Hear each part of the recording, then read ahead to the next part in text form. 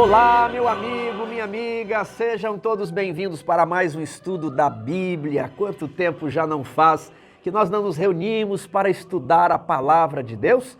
Pois bem, estamos de volta, o nosso canal está de volta, você é o nosso convidado para estudar o livro de Hebreus. E estudaremos esse livro por meio deste guia aqui, Hebreus, Mensagem para os Últimos Dias. Se você não adquiriu este guia ainda, vá lá no site da Casa Publicadora, cpb.com.br e faça a sua aquisição. Se você já adquiriu, mãos à obra, vamos nos esforçar, vamos procurar entender, porque o livro de Hebreus é de suma importância.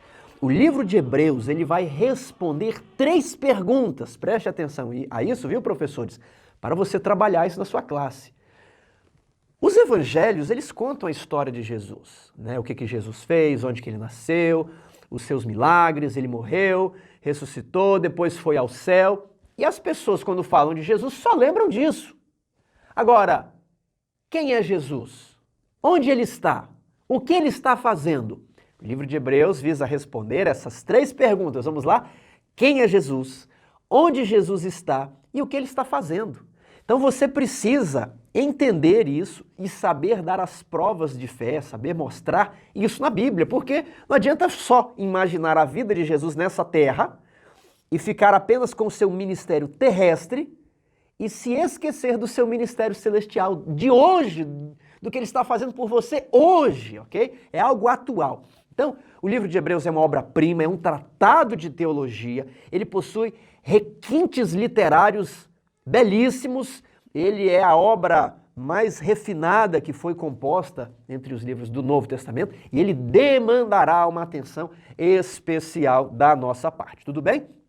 Por isso, estou com algumas novidades aqui no canal. Nós vamos fazer 2 séries de vídeos. A primeira, nós estudaremos a lição e eu procurarei ser objetivo aqui na lição. Na segunda série, nós estudaremos o livro de Hebreus capítulo a capítulo, versículo a versículo. Ô Tiago, mas por que essas 2 séries? Porque são objetivos levemente diferentes. Aqui na lição, o autor ele trabalha temas, né? E por vezes, várias passagens de Hebreus não serão lidas aqui na lição. Aqui, na primeira lição, ele vai trabalhar, né, o sofrimento, a luta, a vida dos primeiros cristãos. Lá na outra série, nós queremos capacitar você para realmente ler e entender o livro de Hebreus. Então, lá nós vamos ler um verso e comentar, outro verso e comentar, outro verso e comentar. Aqui a lição, por vezes, ela vai expandir, ela vai tratar de alguns temas de forma mais genérica, né? Ela vai, talvez, seguir uma linha mais temática, não necessariamente a mesma estrutura, a mesma ordem de raciocínio do autor da lição. Lá na série Hebreus, verso a verso, nós queremos seguir o raciocínio do autor da lição, tudo bem?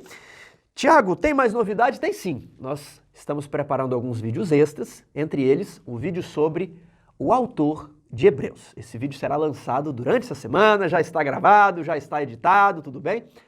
Então, Tiago, por que existe essa problemática sobre o autor de Hebreus? A carta é anônima.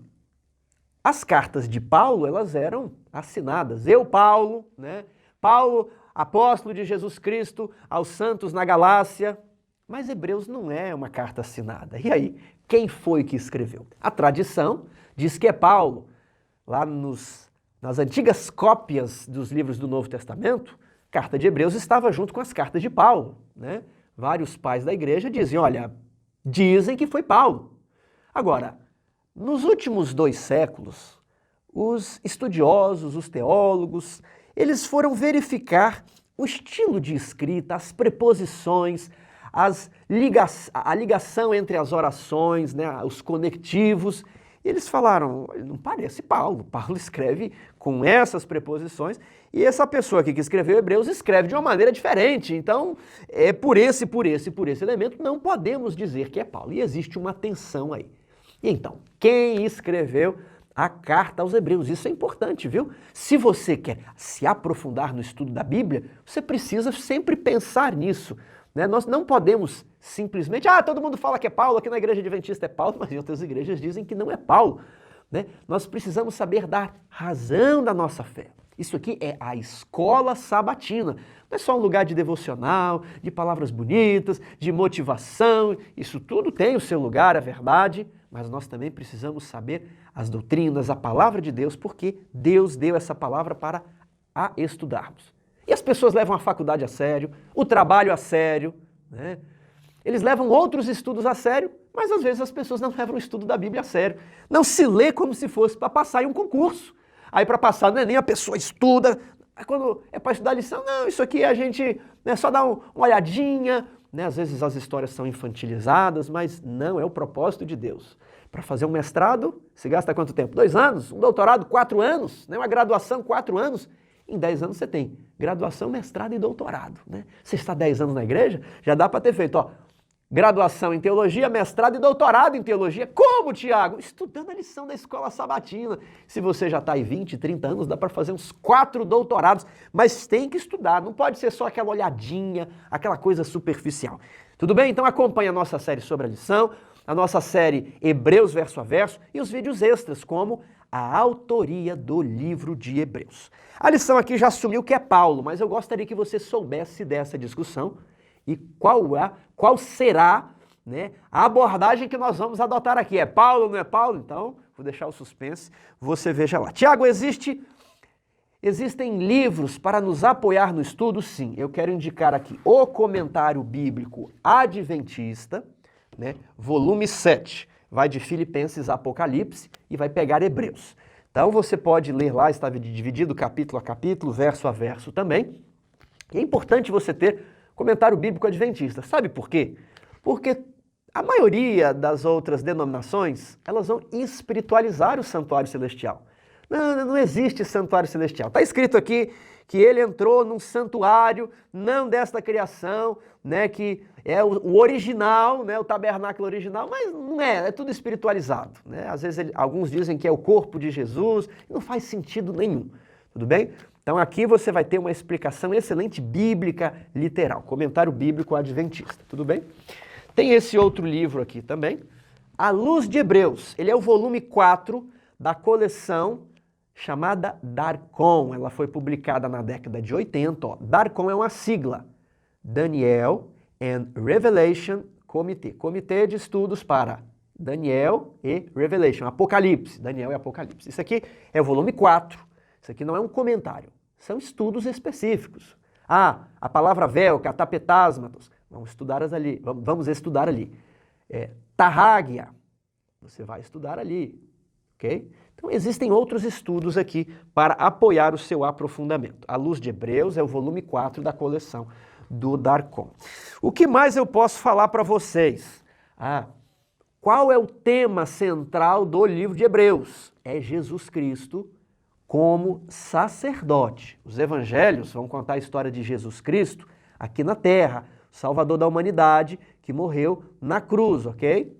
Agora, o livro de Hebreus vai responder quem é Jesus, onde ele está, o que ele está fazendo. Jesus como sumo sacerdote no santuário celestial, como mediador da segunda aliança. Esse é o foco. Não se esqueça nisso, bata nessa tecla para que os seus alunos saibam do tema principal. E nós preparamos aqui um slide, não podia faltar, não é mesmo?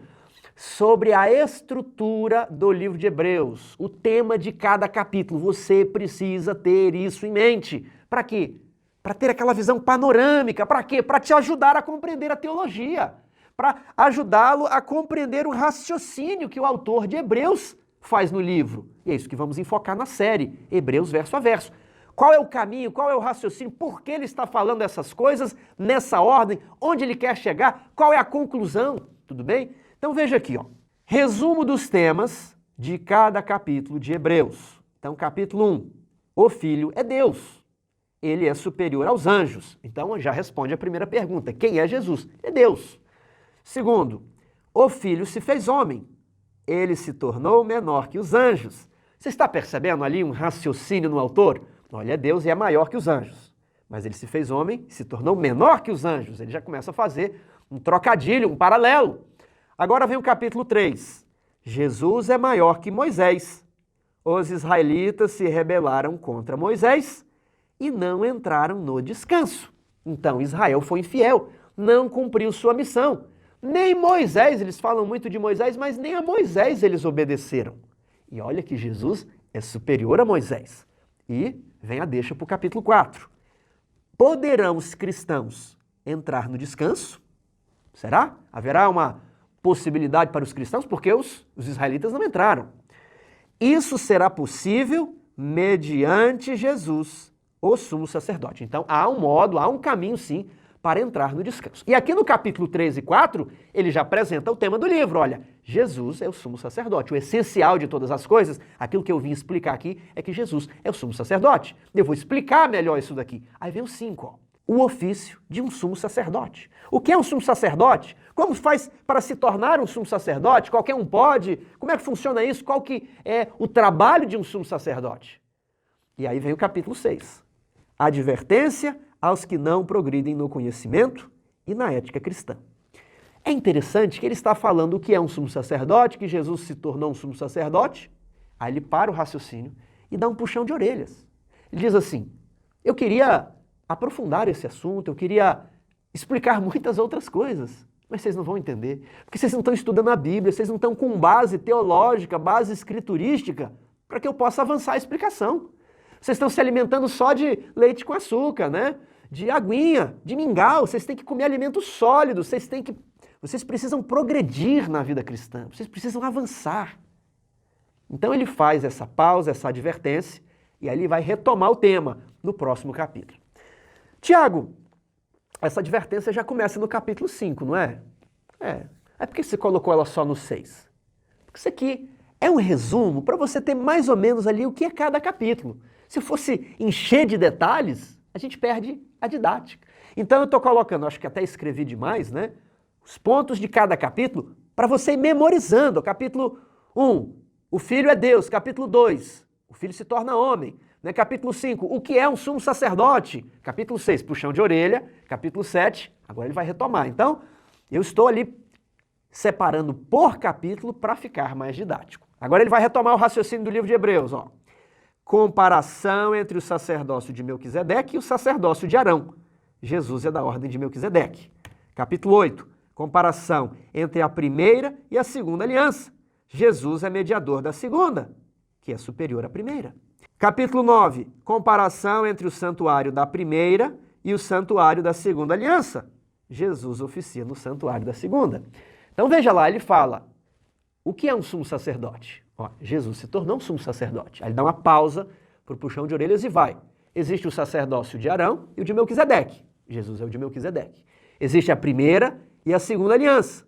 Jesus é mediador da segunda aliança. Existe o santuário terrestre e o celestial. Jesus está no celestial. Então, depois que ele faz essas comparações e diz a qual dos lados Jesus pertence, vem o capítulo 10. O sistema antigo devia ser removido. Cristo estabeleceu um novo sistema por meio do qual somos aperfeiçoados. Então, há uma mudança da dispensação judaica para a dispensação cristã. Havia o sistema da antiga aliança que está em contraste com o sistema da nova aliança. Aí ele fala, remove o primeiro, estabelece o segundo. O sistema antigo é removido. E agora será estabelecido o novo sistema, o superior sistema, onde Jesus é o sacerdote, lá no santuário celestial. E é por esse novo sistema que nós somos habilitados a entrar no descanso, a recebermos as promessas, a sermos aperfeiçoados. Tiago, mas os israelitas não conseguiram, mas os cristãos podem conseguir. É nos franqueado entrar no descanso, é nos franqueado sermos aperfeiçoados, porque o sistema anterior não aperfeiçoava, mas esse aperfeiçoa. Tiago, mas se eles não conseguiram, como é que nós poderemos conseguir? Aí vem o capítulo 11. O capítulo 11 é o quê? Os heróis da fé, né? A galeria da fé. É a lista de quem conseguiu ser aperfeiçoado, é a lista de quem entrou no descanso da graça, é a lista de quem está aguardando a concretização das promessas. Aí ele fala assim, olha, é verdade, Israel falhou, mas individualmente muitas pessoas conseguiram, né? Noé, Abel, Abraão, Moisés, Raabe e vários outros ali que ele fala, não tem espaço para contar. E depois que ele, né, olha aqui, ó, lista de pessoas que eram como nós, mas que pela fé venceram e aguardam a concretização das promessas. Aí depois que ele fala, olha só quantos já conseguiram, é uma nuvem de testemunhas. Aí ele fala, você pode conseguir, é o capítulo 12. Exortação para que avancemos, como os heróis da fé avançaram, com perseverança no caminho da santidade. E aí ele vai terminar com o capítulo 13, dando recomendações gerais para a vida cristã. Conselhos, advertências, exortações, orientações. Então, esse é o raciocínio do livro de Hebreus. Você tem que memorizar isso. Veja todo dia, Você memorize isso para compreender o raciocínio que o autor faz. Quando você compreender isso, você vai conseguir ler a Bíblia. As pessoas têm dificuldade de ler as cartas do Novo Testamento, as cartas de Paulo. Eu aconselho que você faça esse raciocínio. Tudo bem? Que você compreenda qual é o raciocínio dos autores bíblicos. Professores, eu quero incentivar vocês a lerem trechos do livro com a sua classe no sábado. Por exemplo, aqui na pergunta 1, leia Hebreus 2 e 3. Qual foi a experiência dos primeiros leitores de Hebreus? Abra a Bíblia, leia o trecho, Ler, explicar e aplicar. Leia, explique, vê se alguém entendeu, faça perguntas, peça para os alunos explicarem. Aí, por fim, todos vamos responder a pergunta. Eles precisam, os alunos, aprender a estudar, a ler e entender.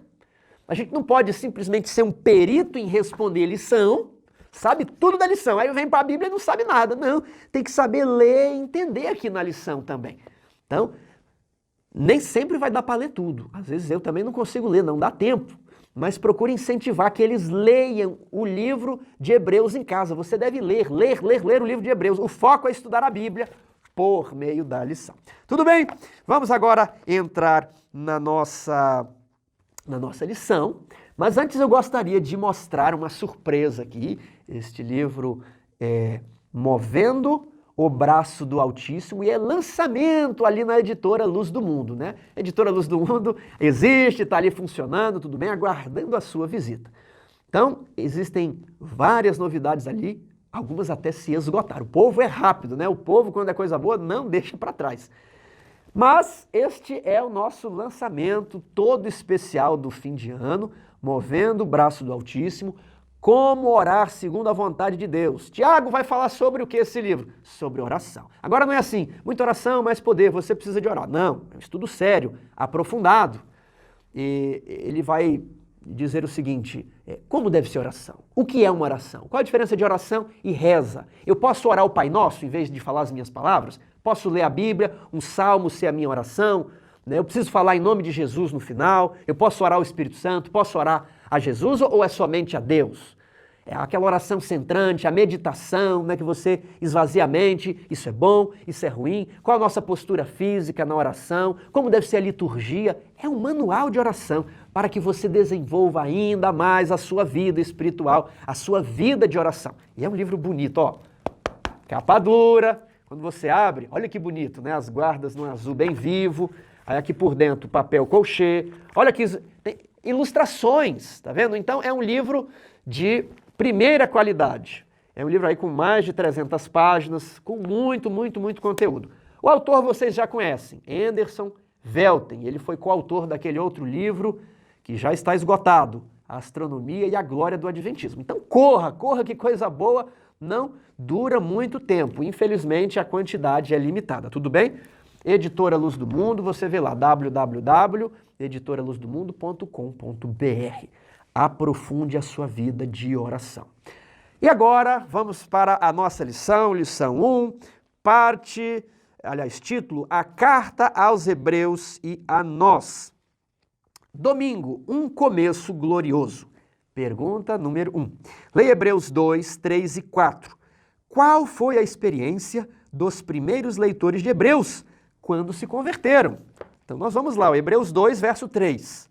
Como escaparemos nós se negligenciarmos tão grande salvação, a qual, tendo sido anunciada inicialmente pelo Senhor, foi-nos depois confirmada pelos que a ouviram? O que nós vamos extrair aqui? Quem foi que anunciou o Evangelho inicialmente? O próprio Senhor, o Filho de Deus. Agora, como chegou até os leitores de Hebreus? Não diretamente por Jesus, mas por meio dos apóstolos, por meio dos missionários, por meio de testemunhas oculares. E não apenas isso. Verso 4. dando Deus testemunho juntamente com eles, por sinais, prodígios e vários milagres, e por distribuições do Espírito Santo, segundo a sua vontade. Então, além deles virem os apóstolos, falando, olha, nós conversamos com Jesus, nós dormimos no mesmo quarto que Jesus, nós comemos na mesma mesa que Jesus, né? Nós encostamos em Jesus, ele era de carne e osso, né? Ele falava, a gente podia ouvir como a voz de uma pessoa. Não apenas isso, mas eles fizeram milagres, eles ressuscitaram, curaram, e os próprios crentes receberam os dons do Espírito Santo, dom de línguas, dom de ensino, dom para apóstolos. Então, não havia desculpas. O que iria acontecer se eles negligenciassem tudo aquilo que eles viram? Como eles poderiam negligenciar tão grande salvação? Então, essas ações confirmaram a mensagem de salvação. Parte de segunda-feira, a luta. Será que eles tiveram uma vida fácil? Quando eles conheceram essa mensagem, foram evangelizados, se batizaram, será que foi tudo mar de rosas? Não foi não. Leia Hebreus 10, 32 a 34. Lembrai-vos, porém, dos dias anteriores, em que depois de iluminados, sustentastes grande luta e sofrimentos. Ora, expostos como em espetáculo, tanto de opróbrio quanto de tribulações, ora, tornando-vos coparticipantes com aqueles que desse modo foram tratados, porque não somente vos compadecestes dos encarcerados, como aceitastes com alegria o espólio dos vossos bens, tendo ciência de possuirdes vós mesmos patrimônio superior e durável. Muitos sofreram tortura, muitos sofreram humilhação pública, alguns foram presos e outros foram expoliados. O que é expoliado? É roubar suas coisas, seus eletrodomésticos, seus móveis, seu carro, sua casa. Aí você vai preso. Mas eles tinham a certeza de quê? Que eles tinham um patrimônio que não podia ser roubado, porque estava lá no céu. Eles tinham um fiel depósito que o nosso sumo sacerdote nos preparou, está cuidando de nós para isso. Então, tendo isso em mente, né, eles deveriam resistir, mas eles sofreram bastante, não é? Vejamos agora 13:3. Está aqui, ó. Lembrai-vos dos encarcerados, como se presos com eles, dos que sofrem maus tratos, como se, com efeito, vós mesmos em pessoa fossem os maltratados. Porque eles foram maltratados em algum período, tudo bem? Qual foi a experiência dos leitores da carta de Hebreus após a sua experiência de conversão? Suportaram sofrimento, alguns foram presos, outros tiveram seus bens confiscados. Meu amigo, às vezes, por uma tentação, a gente se entrega, né? Vai levar um prejuízo, a gente chega tarde na sexta-feira em casa, né? Ameaça perder o emprego, a gente vai lá, viola um sábado, depois pede perdão. Meus irmãos, e se eles entrassem e roubassem tudo que nós temos? Se eles roubassem o nosso carro, tirassem ali a sua casa, injustiça, eu vou recorrer para o juiz, no judiciário brasileiro, aí o juiz também não dá causa, ganha para você, você perde mesmo, perde tudo. E aí? Aí você vai se lembrar de Jó. O Senhor deu? O Senhor tomou. Bendito seja o nome do Senhor. Eu li esses dias Agostinho conversando com um dos seus discípulos chamado Evódio. Ele falou assim, Evódio, os bens maiores são aqueles que encontramos na palavra de Deus, o Evangelho. Ninguém pode roubar de nós, está aqui na nossa mente. São os bens superiores, eles não se envelhecem, eles não apodrecem, eles não se estragam com o tempo. Agora, os bens terrenos, né, patrimônio, casa, terras e dinheiro, todas estas coisas podem nos ser tomadas. Muitas vezes nós queremos obter essas coisas e não conseguimos, né? Queremos ficar ricos, queremos aumentar o patrimônio, mesmo que a gente se esforce, na maioria das vezes não conseguimos. Quantos estão aí lutando para ter o patrimônio e não conseguem? E aí ele continua, e muitas vezes você tem o patrimônio, você quer segurar, mas você perde o patrimônio. E aí ele conclui, os juízes terrenos, né, os malfeitores, eles conseguem aplicar penas nas pessoas apenas ao separá-las desses bens patrimoniais, ou os bens da liberdade, né? Coloca a pessoa numa cadeia, ele é encarcerado. Mas ele diz, se nós não considerarmos esses bens como o foco da vida, nós jamais poderemos ser punidos pelos malfeitores desta terra. Apenas aqueles que se apegam aos bens inferiores podem ser punidos com o confisco e a prisão. Mas o crente que tem a sua fé em Jesus, mesmo preso, ele é livre. Paulo era o prisioneiro em cadeias, mas estava livre para pregar o evangelho escrevendo cartas, escreveu o Novo Testamento preso, né? Se você tiver os seus bens confiscados, lembre-se que o objetivo da nossa vida é alcançar os bens superiores que estão reservados para nós lá no céu. Agora, isso aqui é importante, isso aqui você pode explorar bastante na sua classe. Agora, pergunta 3. Leia Hebreus 11, 24 a 26. E depois 1 Pedro. Como as experiências de Moisés e dos leitores de 1 Pedro ajudam a entender por que os cristãos eram perseguidos. Então vamos lá. Hebreus, capítulo 11, verso 24. Pela fé, Moisés, quando já homem feito, recusou ser chamado filho da filha de Faraó, preferindo ser maltratado junto com o povo de Deus, a usufruir prazeres transitórios. Olha, é de vez em quando, vai acabar, é transitório, não é permanente, os prazeres transitórios do pecado. Porquanto considerou o opróbrio de Cristo por maiores riquezas que os tesouros do Egito. Ou seja, ele preferiu sofrer como Cristo do que usufruir das benesses da vida palaciana do Egito. Porque contemplava o galardão, ele contemplava os bens superiores, ele contemplava que isso aqui é apenas durante uns poucos anos, né? A eternidade é outra coisa, é outra vida, em outra dimensão, em outro momento, né? Pela fé, Moisés abandonou o Egito, nem ficou amedrontado pela cólera do rei, antes permaneceu firme como quem vê aquele que é invisível. Então, assim como Moisés, eles deveriam permanecer firmes, não deveriam se sentir desanimados pela prisão ou pelo confisco dos bens, porque eles deveriam ter em mente os bens superiores da vida imortal. A lição também pede para lermos 1 Pedro 4, verso 14 a 16. Ali Pedro fala: se pelo nome de Cristo sois injuriados, bem-aventurados. Bem-aventurados sois, porque sobre vós repousa o Espírito da glória e de Deus. Então, é uma bênção sofrer por amor a Cristo. Não sofra, porém, nenhum de vós como assassino, ladrão ou malfeitor, ou como quem se intromete em negócio de outrem. Olha, acontece muito na igreja, a pessoa, irmão, está numa perseguição. Aí o irmão, ele compra e não paga, ele fala mal da vida dos outros, é bisbilhoteiro, né? Arruma confusão na vizinhança, coloca som alto em casa. Aí vai arrumar problema com os vizinhos. Aí começa a sofrer na vizinhança. Aí fala, eu estou sendo perseguido. Paulo fala, olha, não é para você sofrer por causa de fofoca, porque mexeu com a mulher do outro. Não é isso. É para você sofrer como cristão, pela sua fé. Olha, não sofra, porém, nenhum de vós como assassino ou ladrão. 16, mas se sofrer como cristão, não se envergonhe disso. Meus queridos amigos, por que havia o sofrimento? Para você entender a luta. Porque ao professar o cristianismo, automaticamente os outros se sentiam repreendidos. Porque quando a pessoa se depara com o evangelho de Cristo, ele tem duas alternativas. Ou ele se arrepende, muda de vida e aceita Jesus, né? Não necessariamente nessa ordem, ou ele vai rejeitar aquele estilo de vida e continuar com seus ídolos. E ele passa a odiar os cristãos. Porque é como se os cristãos estivessem censurando aquele que rejeitou a Jesus o tempo inteiro. Ah, mas eu vou tentar ser simpático com o meu vizinho, eu vou tentar ser assim divertido, né? Eu vou ser um cristão moderno, descolado. Meu querido irmão, eles mataram Jesus, sabe?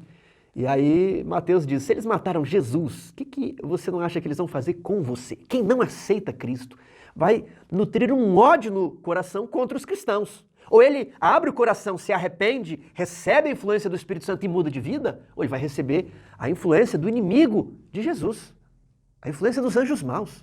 Então, eu quero dizer uma coisa, não existe meia conversa com o cristianismo. A sua vida é uma reprovação aos demais.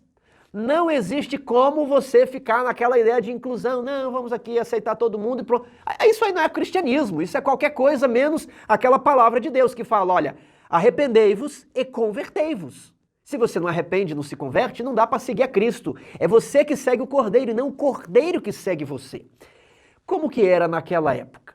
Né? Havia vários deuses, várias religiões, e todo mundo era eclético, todo mundo podia adorar o seu, mas adorava o Deus do vizinho. E uma vez por ano eles tinham que ali participar do festival de adoração ao imperador, em Roma, mas na Grécia era parecido, né? Você já percebeu que no mundo pagão existe um negócio chamado inclusão?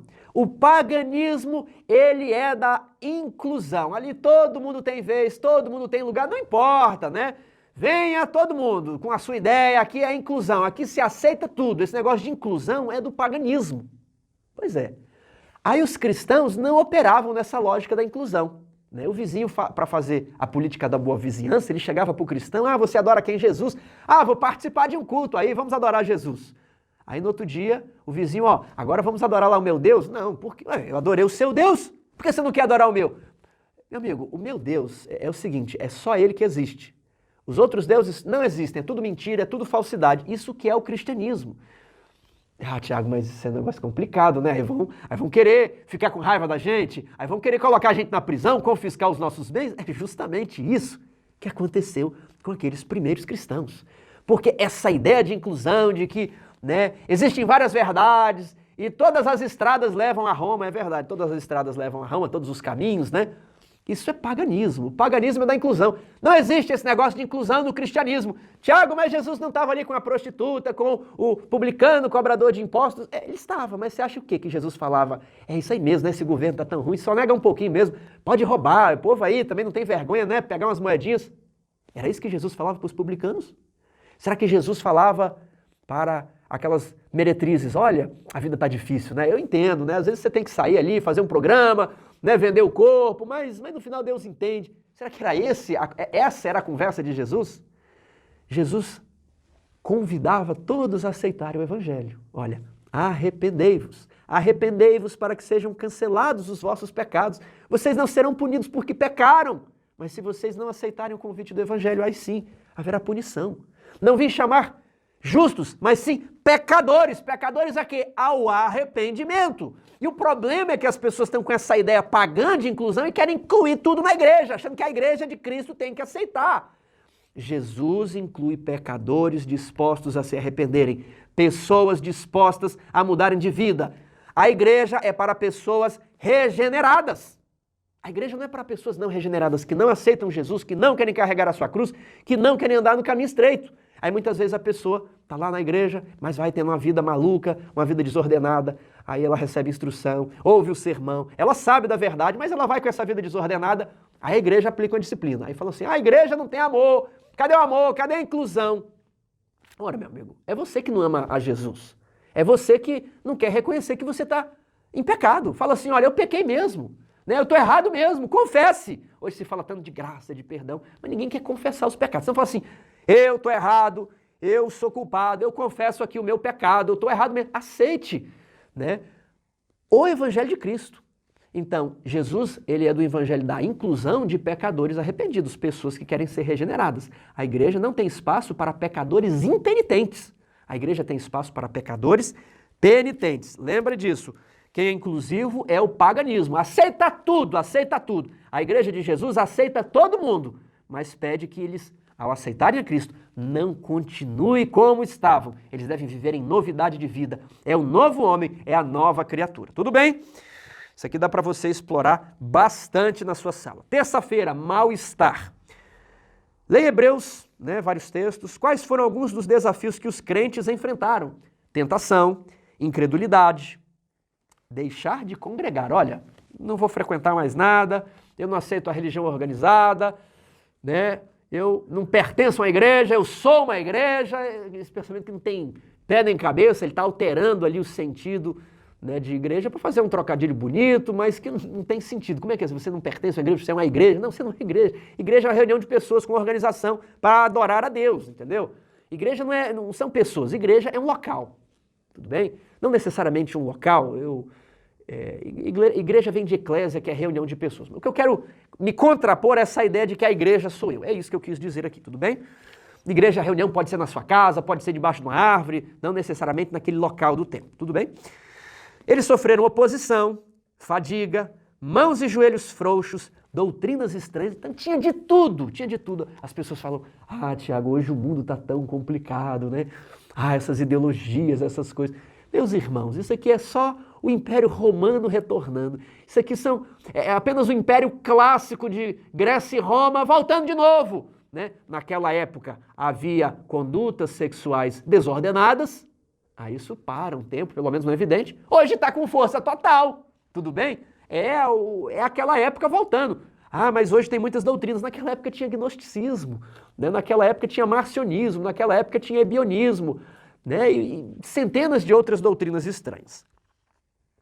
Então, eles começaram a ficar desanimados, né? Presos, bens confiscados, doutrinas estranhas, oposição, tentação, incredulidade.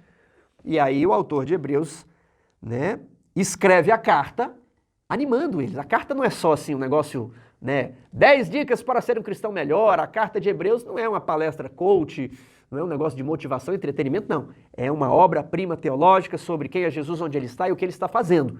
Agora, ela também traz um alento, um alívio para aquelas pessoas. A lição resolveu trabalhar aqui com a história de Elias, porque Elias também ficou desanimado. Eu tive a oportunidade de participar ali na TV Novo Tempo, há uns meses atrás, para gravar a lição que foi transmitida no programa da Fé, Federação dos Empresários. E a lição era justamente sobre Elias. Se você quiser ver um pouquinho mais, eu acho que é o último vídeo aqui no canal, Tempo de Fé.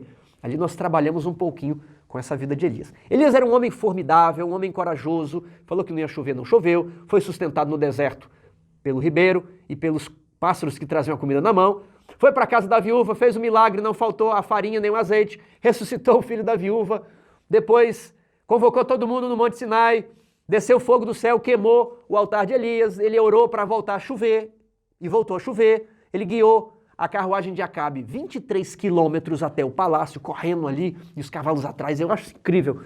Ajudou a matar os profetas de Baal, e aí no outro dia Jezabel falou, olha, vamos matar Elias. Depois de tantas vitórias, Elias também ficou desanimado. Acontece na vida cristã a gente ficar desanimado. Acontece da gente ficar desmotivado. Trevas escuras às vezes nos rodeiam, não conseguimos ver o sol, acontece. E qual deve ser o tratamento para essas ocasiões? O que aconteceu com Elias? Teve medo e fugiu, e aqui na pergunta 5, né? Sentiu que seu esforço era vão, pediu a morte. Ele pensou assim, meus pais também tentaram. Eu pensei que eu ia um pouco além, não sou melhor que os meus pais. Não consegui nem igualar o que os meus pais em gerações anteriores fizeram. Eu não mereço viver.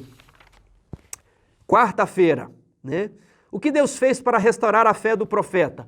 Boa alimentação e bom descanso. Está desanimado? Está com problema? Boa alimentação e bom descanso. Eu estudei 8 anos em internato. Fui para o internato com 10 anos de idade. Aí de vez em quando passava mal, ficava resfriado, ficava de cama. Aí ligava para cá, ligava para a mãe. Mãe, vem me buscar, por favor, me tira daqui. Aí meu pai falava assim, vai dormir. Pai, mas tem aula. Não importa, tem aula. Vai dormir. É descanso, você está doente, tem que descansar. Coma bem, se alimente. Aí depois melhorava e a mente parava de distorcer a realidade. Eu não, estou só doente aqui, eu vou conseguir passar por isso. Alimentação boa e bom descanso. Depois, Elias ele vai para onde? Ele vai lá para Horebe. Horebe era o quê? Era o Monte Sinai. Era o monte de Deus, diz o texto. É onde Deus falou face a face com Moisés. E Elias falou, eu tenho uma queixa contra Deus. Eu quero falar com Deus, mas não é assim virtualmente. Não é no teleconferência aqui, não. Quero uma conversa presencial. E ele vai para Horebe. E lá você conhece que ele pôs sua queixa a Deus. Senhor, tenho sido zeloso pelo Deus de Israel, mas os filhos de Israel abandonaram a aliança, quebraram os altares, mataram os teus profetas. Eu fiquei só e ainda querem tirar minha vida. E aí Deus mandou o quê? Um terremoto, um fogo, um vento. Mas Deus não estava nem no terremoto, nem no fogo, nem no vento. Deus estava na brisa tranquila. E ele pergunta assim, que fazes aqui, Elias? Elias não entendeu nada. Sabe o que Deus estava querendo dizer? Elias, eu podia destruir Acabe, ou com fogo, ou com terremoto, ou com vento, mas eu não quis destruir. Nem sempre é a violência que resolve as coisas. Eu quis falar de uma maneira mansa e tranquila. Agora, o que você está fazendo aqui? Tem muito trabalho, a reforma tem que prosseguir. Você devia estar lá em Israel, trabalhando. O que fazes aqui, Elias? Elias não prestou atenção na lição. E ele deixa o seu clamor ainda mais dramático, vem do fundo da garganta, do fundo da alma. Você já se sentiu assim? Talvez alguns crentes aqui em Hebreus se sentissem assim. É por isso que o autor da lição trouxe essa história. Elias fala assim, tenho sido em extremo zeloso, ele acrescenta o extremo. Porque os filhos de Israel abandonaram a aliança, derribaram os teus altares, mataram os teus profetas, eu fiquei só e ainda querem tirar minha vida. E aí Deus falou assim, Elias, eu tenho uma missão para você. O que fazes aqui? Você tem que trabalhar. Volte, Elias. Você vai ungir Azael, rei da Síria, Jeú, rei sobre Judá, e Eliseu, profeta, em teu lugar. Ah, como se eu já tivesse me esquecido, Elias, né? Você perguntou, né? Olha, não é só você. Ainda tem 7.000 que não dobraram seu joelho a Baal. Então, qual é o perigo de nós desanimarmos na fé? É que a gente queria que Deus colocasse a vingança, né? Derrubasse o nosso inimigo, nos libertasse da prisão. Nem sempre isso acontece. João Batista foi decapitado. Mas você precisa lembrar do seguinte, Deus não te livra da cova dos leões. Ele te livra na cova dos leões. José foi preso. Pedro foi preso. Mas o livramento vem no meio da provação, para testar o seu caráter. Por isso, não desanimemos. Ainda que o nosso homem exterior se corrompa, o nosso homem interior se renova dia a dia. E nós devemos ter em mente os preciosos tesouros que vão se acumulando para nós lá no céu, a cada momento ruim, a cada provação, a cada sofrimento que passamos aqui na terra. Leia Hebreus, né, vários textos, o que Paulo sugeriu que os crentes fizessem. Apegar-se às verdades ouvidas, né, manter fé, ler a Bíblia. Né, o que foi dito aqui? Exortar-se mutuamente, conselhos uns aos outros, manter a confiança, estudar a Bíblia, aperfeiçoar-se, progredir. Eles deviam ter mais conhecimento, eles deviam avançar nas reformas, é a mudança de vida. Cristianismo não é só um credo, não é só, eu creio que Jesus é meu sacerdote lá no céu. Olha, se isso é verdade, está lá acontecendo juízo neste momento, e você tem que ter uma mudança de vida. Sua vida toda vai ser considerada. Jesus perdoa seus pecados passados, ok, mas ele quer ver mudança de vida. Então, você precisa progredir na ética cristã. Alimento sólido não é só para ficar com historinha infantilizada da Bíblia, tem que progredir no conceito teológico daquilo ali, tem que entender a carta aos Hebreus, tem que entender a carta aos Romanos. Você não deve faltar às reuniões da igreja e, sobretudo, entrar no Santíssimo pela fé. Manter firme a sua confiança. Por meio de Cristo, você entra naquele Santíssimo com ousadia e reivindica a sua coroa. Por meio de Cristo. Ainda que você esteja preso na cadeia, você tem ousadia para comparecer perante o trono do Deus do universo e reivindicar a sua coroa, o seu acesso às cortes celestiais por meio de Cristo. Isso não é bonito? Não é sublime? Não é incrível? É o livro de Hebreus que vamos estudar. Quinta-feira, leia Hebreus, várias passagens. Que ponto Paulo enfatizou especialmente em relação ao tempo? Ele diz ali que estamos nos últimos dias, os tempos estão se cumprindo, o dia se aproxima, em pouco tempo ele virá e tudo será abalado. E aí você vai estar com a confiança firme, você poderá dizer, pode cair o mundo, estou em paz, ou você ficará com medo, você, e agora, e a crise, né? Ou você, podem me prender, podem tomar os meus bens, a minha fé está lá no Santo dos Santos. Tudo bem? Vamos aqui para a seguinte questão. Quero desejar um Feliz Natal para você. Vamos iniciar a lição no dia de Natal e vamos recapitular a lição no dia de Ano Novo. E como será a sua vida? As pessoas normalmente fazem projetos, planos, elas têm altas expectativas do próximo ano. Mas, às vezes elas conseguem fazer em janeiro, realizam seus projetos em fevereiro, março elas desanimam, abril já acabou tudo, né? E acontece em 2002, 2003, 2004, 2005, 2010, 2012, 2015, 2018, e a gente sempre fala, ano que vem eu vou emagrecer, ano que vem eu vou estudar mais a Bíblia, ano que vem eu vou fazer uma faculdade, ano que vem eu vou arrumar as gavetas aqui dessa casa, ano que vem. Irmãos, são os últimos dias, os tempos estão se cumprindo, um dia eles vão se cumprir, um dia o tempo vai acabar. Mas se você levar a vida sempre da mesma forma, comemorando sempre um ano novo do mesmo jeito, Jesus vai voltar e você não estará preparado. Lá no livro de Ageu diz assim, considerai o vosso passado. Vocês têm feito muito e colhido pouco. O que aconteceu? O que você prometeu no último ano novo? Qual era o seu projeto? Você conseguiu levar avante? Por que não conseguiu levar avante? Se você fizer as mesmas coisas do mesmo jeito, você obterá os mesmos resultados. E diz que não é burro aquele que erra, né? Porque errar é humano. O problema é a pessoa insistir no erro, fazer sempre a mesma coisa, vai obter o mesmo resultado. Que tal ter um ano novo diferente? Você não queria ter uma vida de oração? Você não queria estudar mais a Bíblia? Que tal fazer algo que você nunca fez? Que tal tomar uma decisão radical? Que tal modificar os seus hábitos de uma maneira que você nunca tentou? Ah, Tiago, mas será que precisa disso tudo? Então faça, igual você tem feito. Vai passar 20 anos e fica sempre do mesmo jeito. Você nunca avança. Chega ali em fevereiro, a gente já esqueceu a dieta. Por que não tomar uma decisão avançada? Um propósito firme? Eu não sei qual é o seu propósito, não sei quais são os seus planos, mas eu quero te convidar para estudar a lição. Até o fim do trimestre. 3 estudos. Vida de oração. Eu convido você também a acabar com os concorrentes. Muitas pessoas não estudam a lição por causa das telas. É computador, é celular, é televisão. Tome uma decisão radical. Tire os aplicativos do seu celular. O que você já ganhou até hoje com redes sociais? Ah, Tiago, eu preciso... Eu estou pensando nisso. Esse é o meu propósito. Desinstalar os aplicativos de redes sociais, Facebook, Instagram no meu celular. Eu vou ver quanto eu realmente preciso desses aplicativos. Ou se é só entretenimento.